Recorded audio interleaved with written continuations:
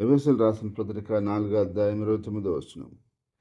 ఇనువారికి మేలు కలుగునట్లు అవసరములను బట్టి క్షమావృద్ధికరమైన అనుకూల వచనమే పలుకుడు గాని దుర్భాష ఏదైనను మీ నోట రానియకుడి. చూడండి, ఇక్కడ ప్రభు అంటున్నాడు, ఇనువారికి మేలు కలగాలంట. ఎవరైతే వింటున్నారో వింటున్న వారికి మేలు కలగాలంట. అయితే మేలు కలగాలంటే మాట్లాడే మాట అవసరాన్ని బట్టి క్షమాభివృద్ధికరమైన మాట మాట్లాడాలంట. అంతేగాని దుర్భాష ఏది కూడా మన నోట్లో రాకూడదట. చాలామందికి ఈరోజు కూడా దుర్భాషలు వస్తున్నాయి. ఆ దుర్భాషలు అనేవి మన నోట్లో ఎప్పటికీ రాకూడదట. ఎందుకంటే మన నోరు యేసుక్రీస్తు రక్తంతో కడగబడిన తర్వాత మన నోట్లో నుంచి ఆ సాతాను సంబంధమైనటువంటి ఆ దుర్భాషలు, ఆ చెడు మాటలు, చెడు విషయాలు ఏవి మన నోట్లో నుంచి బయటికి రాకూడదు.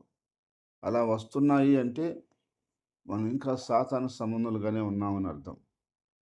కాబట్టి మనం ఎప్పుడు మాట్లాడినా, ఎక్కడ మాట్లాడినా అవసరాన్ని బట్టి క్షమావృద్ధికరమైన అనుకూల వచనమే పలకాలంట. అది వినేవారికి మేలు కలిగిస్తుందట. ఎవరైతే వింటున్నారో వాళ్ళందరికీ కూడా సంతోషాన్ని కలిగిస్తుందట.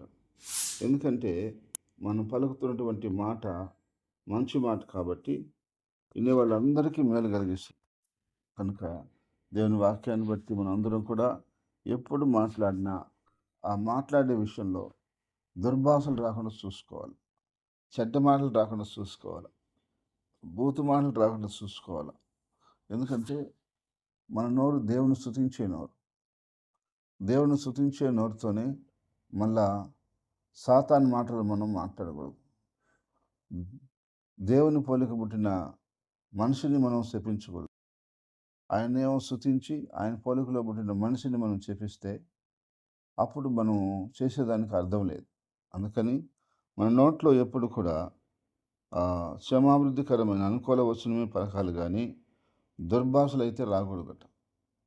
కాబట్టి నా ప్రియ సహోదరి సహోదరులారా, దేవుని వాక్యం ద్వారా మనం అందరం కూడా తెలుసుకోవాల్సిన సత్యం ఏంటంటే మనం అనుకూల వచనమే పలకాలి కానీ దుర్భాష ఏది కూడా మన నోట్లో రాకూడదు. కాబట్టి ఎప్పుడు మాట్లాడుతున్నా, ఎక్కడ మాట్లాడుతున్నా, ఏం మాట్లాడుతున్నావు, ఎలాంటి మాటలు మాట్లాడుతున్నావు, ఈ మాటల వల్ల వినేవారికి మేలు కలుగుతుందా, బాధ కలుగుతుందా అనే విషయం మనం ఆలోచన చేయాలట. కాబట్టి అందుకని దేవుని వాక్యం చెప్తుంది, మనం మాట్లాడేటప్పుడు మనము నిదానించి మాట్లాడాలని చెప్పాడు. ఏదానికి ఎగిరిపడాలి, మాట్లాడేదానికి నిదానించాలి అని చెప్పాడు. ఎందుకు నిదానించాలంటే తొందరపడి మాట్లాడితే మనము తప్పులు మాట్లాడతాం, ఏదేదో మాట్లాడేస్తాం. అలా మాట్లాడితే కొన్నిసార్లు మనకు ప్రజలు తిరిగి చెప్పకపోవచ్చు కానీ వాళ్ళు ఇబ్బంది పడుతుంటారు. అందుకని ఇక్కడ బైబిల్లో ఏం చెప్పాడంటే ఎప్పుడైనా మాట్లాడండి, అవసరాన్ని బట్టి మాట్లాడండి, అంతేగాని అనవసరంగా మీరు మాట్లాడద్దు. అయితే మాట్లాడే ప్రతిసారి క్షమాభివృద్ధికరమైన మాటలే మాట్లాడండి. మీ నోట్లో ఏదంటే అది మాట్లాడితే మీరు దేవుని క్రమాన్ని తప్పుతారు. అందుకని బైబిల్ చెప్పినట్టుగా మనం మాట్లాడే విధానం నేర్చుకోవాలి. ఈరోజు చాలామందికి మాట్లాడే విధానం తెలియదు. ఎక్కడ ఏం మాట్లాడాలా, ఎట్టు మాట్లాడాలో తెలియదు.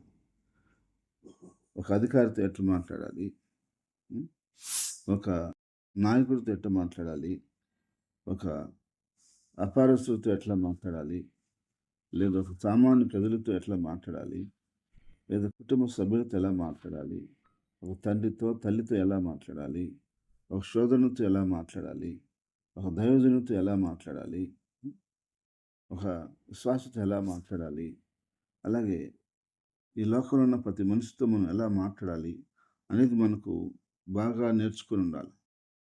అంతేగాని ఎలా అంటే అలా మాట్లాడితే ప్రతి చోట మనకు చెల్లుబడి కాదు. మన ఇంట్లో ఒకవేళ మనల్ని ఏం అనకపోవచ్చు, కానీ బయట అది చెల్లుబడి కాదు. అందుకని మాట్లాడే విధానం మనం నేర్చుకొని మనం బాగా మాట్లాడితే దేవుని వాక్యం చెప్తుంది మనకెంతో మేలు కలుగుతుంది. నోటి ఫలం వల్ల ఒకడు మేలు పొందుతాడు అని చెప్పి. మనకు సహాయం చేపించేది మాటే, మనకి విరోధం చేసేది కూడా మాటే. అందుకని మాటని ఏ విధంగా ఉపయోగించాలో ఆ విధంగా ఉపయోగిస్తే దేవుని కృపాక్షేమాలు మన మీదకి వచ్చి ఆశీర్వదించునుగాక. ఆమేన్. ప్రేమగల తండ్రి, పరిశుద్ధమైన దేవాన్ని స్తుతులు చెల్లిస్తున్నాం నాయన. అవును ప్రభా, మాట మాత్రమే సెలవివ్వాలని చెప్పావు నాయన. నీ మాటే ప్రభా మాకు చాలా విలువైంది ప్రభా. ఈరోజు మేము ఎటు పడితే అటు మాట్లాడటం, ఏం పడితే అది మాట్లాడటం, ఎలా పడితే అలా పలకటం కాదు. అవసరాన్ని బట్టి క్షమాభివృద్ధికరమైన మంచి మాటలు మాట్లాడటానికి, మేలైన మాటలు మాట్లాడటానికి సహాయం చేయండి. తెగ నోరుందని తొందరపడి మాట్లాడటం కాదు అయ్యా. మేము మాట్లాడటానికి 1-4 సార్లు ఆలోచించుకొని మాట్లాడాలి అయ్యా. అది మాకు నేర్పించండి తండ్రి. ఈరోజు చాలామందికి అది తెలియక మాటల వల్లనే ఎన్నో సమస్యలు తెచ్చుకుంటున్నారు, ఎన్నో ఇబ్బందులు తెచ్చుకుంటున్నారు. కనుక మేము అలా కాకుండా మా మాటలు మాకు ఫలాన్ని ఇవ్వాలి. నోటి ఫలం చేత మేము మేలు పొందాలని చెప్పినట్టు, నీ వాక్యం సెలవిచ్చినట్టు మేము మాట్లాడినప్పుడల్లా మాకు మేలు కలగాల. ఇన్ని వారికి క్షేమం కలగాల, వారికి కూడా మేలు కలగాల.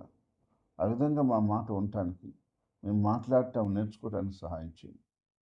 ఈరోజు చాలామందికి అలా మాట్లాడటం తెలియటం లేదు. ఏ విధంగా అనాలా, ఏ విధంగా అనకూడదు అది అర్థం కావట్లేదు. కాబట్టి నా ప్రభువా, మాట్లాడే విధానం ప్రతి బిడ్డకి, ప్రతి ఒక్కరికి నేర్పించి సహాయం చేయమని, నీ నామ మహింపరచుకోమని, అన్ని విధాలుగా దీవించి ఆశీర్వదించమని ప్రార్థిస్తూ యేసుక్రీస్తు నామములో స్తుతించి ప్రార్థించి అడిగి వేడుకుంటున్నాం ప్రభు. అలాగే నాయనా, మా జీవితాలు, మా కుటుంబాలు, పరిచర్యను మీకు అప్పగిస్తున్నాం. అంధకార కార్యాల్ని, దురాత్మ కార్యాల్ని, అపవాది కార్యాల్ని, చీకటి కార్యాల్ని బంధిస్తున్నాం ప్రభా. మేము ఏ పాటి వారు నాయనా, నీ దయ, నీ కరుణ కటాక్షం లేకపోతే మా జీవితాలు ఎప్పుడో ముగించిపోయినవి నా తండ్రి. నీ దయతో, నీ కనికరముతో, నీ కటాక్షంతో మేము బ్రతుకుతా ఉన్నాం ప్రభా. మేము బ్రతుకుతా ఉన్నాం. దయ ఉంచి మా మీద నీ కనికరం చూపించి అన్ని విధాలుగా నీ కార్యాలు జరిగించి నీ నామానికి అత్యధికంగా మహిమ ఘన ప్రభావాలు తెచ్చుకోమని ప్రార్థిస్తున్నాను. చీకటి కార్యాలను, దురాత్మ కార్యాలను, సుదర్శక్తులను, మంత్రశక్తులను, శాస్త్రపర శక్తులను, శిల్లంగ శక్తులను నీ నామలో లయపరచమని ప్రార్థిస్తున్నాను. పరిశుద్ధుడా, నువ్వు సహాయం చేయండి, నువ్వు కార్యాలు చేయండి, నీ నామాన్ని అత్యధికంగా గణపరచుకోమని ప్రార్థిస్తున్నాను. ఆత్మదేవ, నా తండ్రి, నీకే స్తుతులు, స్తోత్రాలు, వందనాలు. రాజా, నీ కృతజ్ఞతలు చెల్లిస్తున్నాం ప్రభు. నా దాని కృతజ్ఞతలు యేసు ప్రభా, యేసు ప్రభా, యేసు ప్రభా. నా తండ్రి, నీ స్తుతి స్తోత్రం. రాజాతి రాజా, నీ కృతజ్ఞతలు, వందనాలయ్యా. యేసు ప్రభా, నీ వందనాలు. తండ్రి దేవాని స్తుతులు చెల్లిస్తున్నాం. జీవాధిపతి నీ స్తోత్రం చెల్లిస్తున్నాం నాయన. ఆయన మంచు దేవుడివి, గొప్ప దేవుడివి, కరుణామయుడివి తండ్రి, దయామయుడివి నాయన. దేవా, నీకే మహిమ, నీకే ఘనత, నీకే ప్రభావాలు చెల్లిస్తున్నాం. నీ చిత్తం చొప్పున, నీ ఆలోచన చొప్పున, నీ నిర్ణయం చొప్పున మమ్మల్ని నడిపించమని ప్రార్థిస్తున్నాం. రాజులకు రాజువి, ప్రభువులకు ప్రభువి, గరుడివి, మహాగరుడివి తండ్రి, నాయకుడివి నీవే నాయన. నీ చేతులకు మా జీవితాన్ని, కుటుంబాన్ని, అయ్యా పరిచయను సమస్తం అప్పగిస్తున్నాం. అయ్యా నీ చిత్తం చొప్పున, నీ ఆలోచన చొప్పున, నీ నిర్ణయం చొప్పున తండ్రి సమస్తంలో సమకూర్చి సహాయం చేయమని నిన్ను మేమందరం కూడా అప్పగించుకుంటున్నాం తండ్రి. నాయన గుడులు పరిచయం, నెల్లూరు పరిచయను, దేవ బ్రాంచ్ సంఘాలను జ్ఞాపకం చేసి అభివృద్ధిపరచండి. నీ సన్నిధికి వస్తున్న ప్రజలను బహుగా దీవించినాయన. నూతన స్థలాల్లో మందిరాలు నిర్మించాలని ఆశ కలిగి ఉన్నాం ప్రభువా. దానికి నువ్వు మార్గం సరళం చేయమని, అనేక ఆత్మలు ఒకడు సమకూడదని సహాయం చేయండి దేవా. నీ ఆత్మ చేత అయ్యా మమ్మల్ని దర్శించమని, మాలో కార్యం చేయమని, నిన్ను మహింపరచుకోమని ప్రార్థిస్తున్నాం తండ్రి. నీ చిత్తం చొప్పున, నీ ఆలోచన చొప్పున, నీ నిర్ణయం చొప్పున తండ్రి మాకు అన్ని సమకూర్చి సహాయం చేయండి అయ్యా. నీ ఉద్దేశాన్ని, నీ సంకల్పాన్ని అయ్యా మీరు జరిగించమని ప్రార్థిస్తున్నాం ప్రభా. నువ్వు లేకపోతే మేము లేవు నాయన, నువ్వు సహాయం చేయకపోతే మాకెవరు లేరు నాయన.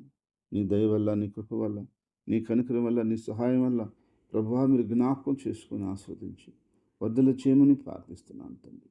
అన్ని విషయాల్లో మీరు తోడుండి సహాయం చేయమని, కృప చూపించి ఆస్వాదించమని, నీ నామానికి ఘనతామని ప్రభావాలు తెచ్చుకోమని అయ్యా. నీ కార్యాలు బహుగా విస్తారముగాను జరిగించమని ప్రార్థిస్తున్నాము. అయ్యా నువ్వు లేకపోతే మేము లేము తండ్రి. యేసు క్రీస్తు ప్రభువా, తండ్రి, నా తండ్రి యేసు యేసుక్రీస్తు నామములో ప్రార్థిస్తున్నాము తండ్రి. ఆమేన్.